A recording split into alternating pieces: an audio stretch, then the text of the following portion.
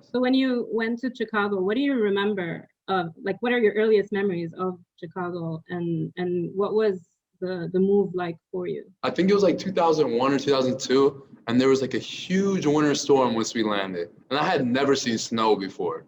Hmm. And that freaked me out. I was like, no, I'm not getting off the plane. Take me back. That was the first shocker. And then obviously it's just like Egypt's a little bit different now, but in the 90s and early 2000s, it was very traditional, and culture, like the culture was very Islamic based.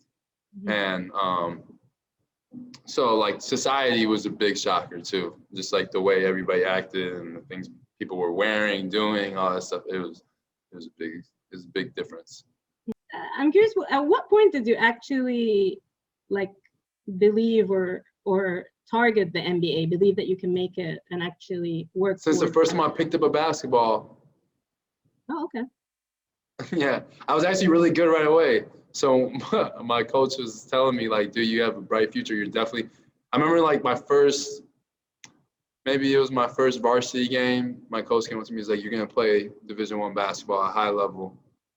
Then like 2 months later, he comes up to me, he goes like, you're probably going to be in the NBA one day. So ever since like I was a kid, I kind of just had my mindset on it. Well, if you grew up in Alexandria, you're tough, all right? there's no two-way. Chicago, people think what they want, but you grow up in Alexandria, you have no choice but to be tough. Okay. So going from there to Chicago wasn't like,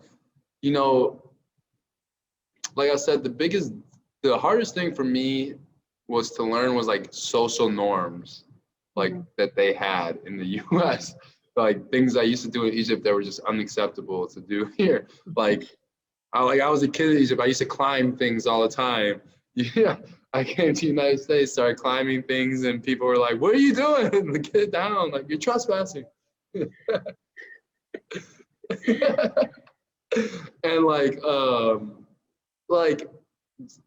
I used to go to like this little. It was like an English school in Egypt.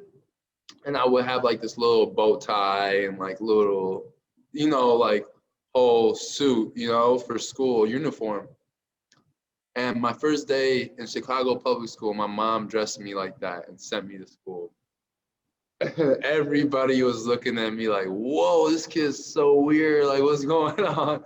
And I didn't really know English at the time, so it was good. I can't really understand what they were saying to me, but I knew it wasn't good. But at the same time, it was like, all right, I realized like I got some adjusting to do, So, I mean, but as you say though, I think it really did help me as well, just because, it made me grateful because a lot of things that we didn't have in Egypt were like just expected to be had in the United States or in Chicago, wherever I was, and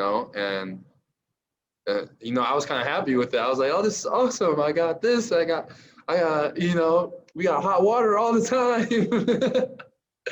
And so that was beautiful, and seeing how everybody had that.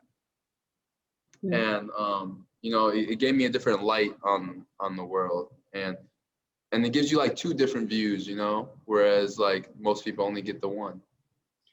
How big of an influence was your mom on your basketball career? Like, was she someone who helped you along the way? Was she someone who was watching from afar or kind of involved? Well, if you had an Egyptian mom, you know how they are. She's like, I want you to go to school, become a doctor, engineer. I didn't come to America for no reason. And